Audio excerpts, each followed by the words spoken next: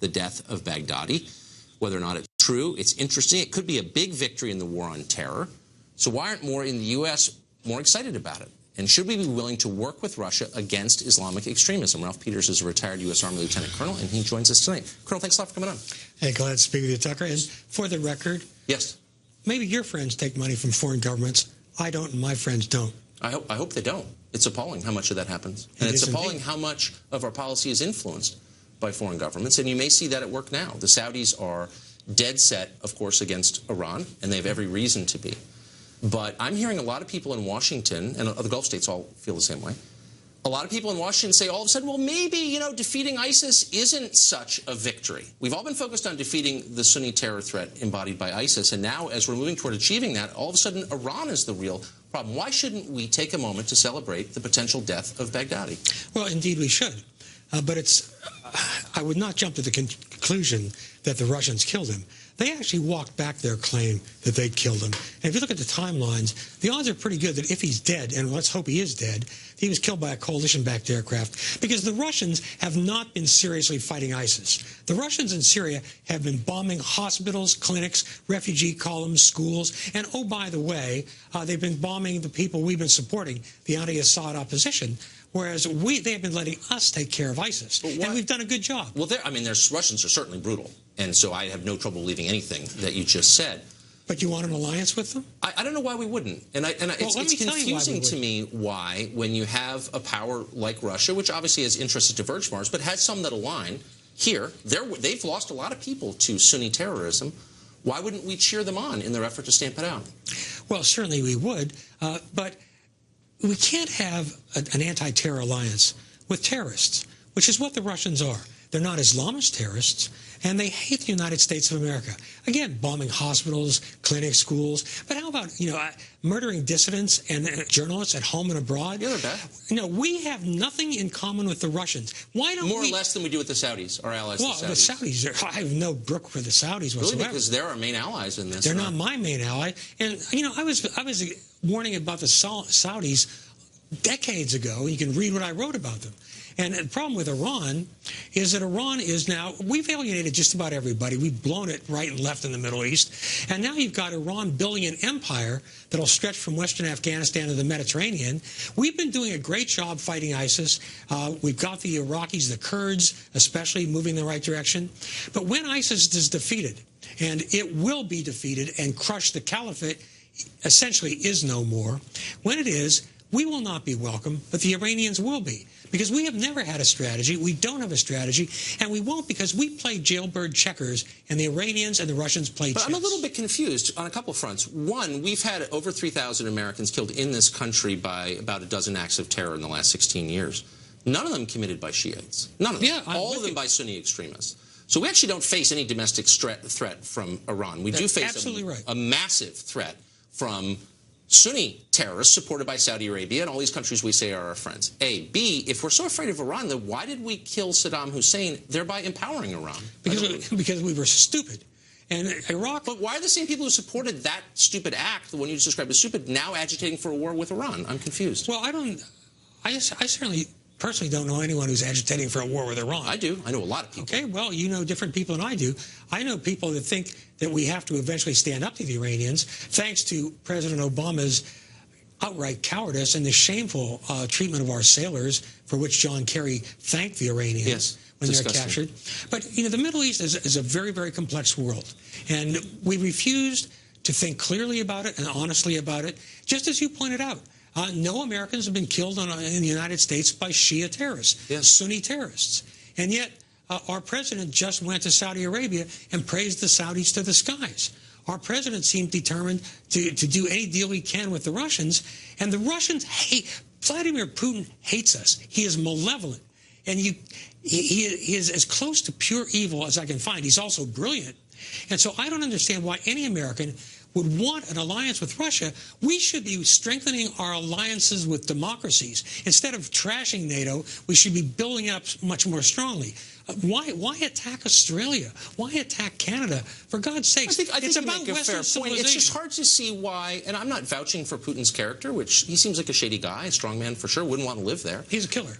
hard to see why he's a threat to us. And how many wars can we fight at once? How many people can we be in opposition to at once? Why not just accept that people who are bad people share our interests and side with them? You sound like Charles Lindbergh in 1938 saying Hitler hasn't attacked us. I beg your pardon? Slow down. Hey, slow down, Colonel. I'm not in any way. You cannot compare me to someone who would make apologies for Hitler. And I don't think Putin is comparable to Hitler. I think Putin is. Look, I think it's a grotesque overstatement. Putin actually. is, well, I think it's insane. Putin, fine. You can think it's insane all you want. You just compared me to a Nazi apologist because I asked a simple question, which is, slow down, why does it contravene American interests to make common cause with a group that's trying to kill ISIS? He invaded his neighbors, broken the long peace in Europe. He assassinates dissidents and journalists. He bombs women and children on purpose in Syria. He is as bad as Hitler. And I'm sorry, if you don't like the Charles Lindbergh thing, I will retract that. But let's just say you sound like someone in the 1938 saying, what's Hitler done to us? Putin is the equivalent of Hitler.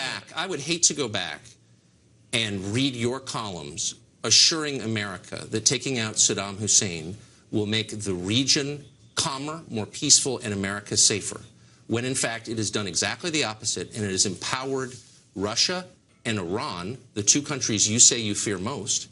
Let's just be totally honest here. Yeah. We don't always know the outcomes. Right. They're not entirely predictable. And so maybe we should lower the moral tone a little bit. Okay, well rather than calling people accommodationists and say, we're not exactly sure what's going to happen. We can only make good decisions day by day. You made your career being an American conservative patriot. And now you're suddenly cheering for Vladimir Putin? I'm not in any sense cheering for Vladimir Putin. Well, you said and it's not accommodation. It's not, I'm cheering for America as always. Our interests ought to come first. And to the extent that making temporary alliances with other countries serve our interests, I'm in favor of that. Making sweeping moral claims, grotesque ones, comparing people to Hitler, advances the ball not 1 inch. Vladimir It blinds us to reality. Culpable. He hates America. He wants to hurt us. And I'm sorry, all this, suddenly Vladimir Putin's a good guy. Russia's okay. No, it's not. Russia is evil. So what's your moral test? So we cannot in any way do business or make common cause with a country whose leader is, quote, evil, who is, quote, a bad person. That takes most of the world off the table. Most countries are run by really bad people. That's not the question. You're not talking about dealing with them. You're talking about an alliance, an anti-terror alliance. Come on, that's very, very different. First step, cheering on any attacks made by Russia against our mortal enemy, our real enemy, ISIS. Why not just say that's great? I don't like Putin. I'm not living in Russia. I'm not taking money from the guy, but like a good deed is a good deed no matter who commits it. Why not just say that? Putin isn't killing ISIS primarily. He's attacking the anti-Assad people while letting us fight ISIS. And are you convinced, and do you speak Arabic, by the way? No, I don't. Oh, you don't? Okay, so... How's your Russian? It's non-existent. Okay. And I would never claim to be a Russia expert. But I'm not sitting here talking about groups about whom I know very little, and I bet you're in that category, in Syria, and saying they're freedom fighters, they're serving the interest of freedom or democracy or American interests, when in fact, a lot of these groups, we know very little about them. And some of them are truly bad people who don't have our interests at heart. And we're not backing the truly bad people. And how about Assad? Well, how do we know that? Is Assad a good guy? Do you think? I don't know. I mean, ask the Christians and Jews who lived in Syria. If we align, who he protected. If we align with Russia, we are aligning with Iran. We are aligning with Assad. And that's bad for American interests because why? Do you think Iran is good for American interests? I think Iran's a bad country and in a lot of ways against American interests. But within the context of Syria, Assad was much better for America than the people I believe you hope to replace him with. The Kurds? How about the Kurds? So the Kurds are going to run Syria?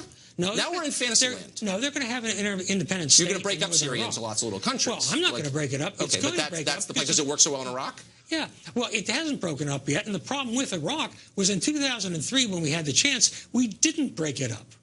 We didn't break it up. Last question. Would you, knowing what you know now, and I hate to revisit this, but since you brought it up, knowing what you know now, that the deposing Saddam, his subsequent death, empowered Iran dramatically, and in fact, we explicitly helped Iran gain traction in Iraq. Do you think that was a wise idea? And do you think there are any lessons going forward in Syria that maybe when you take out a secular leader, the vacuum is filled by even worse people?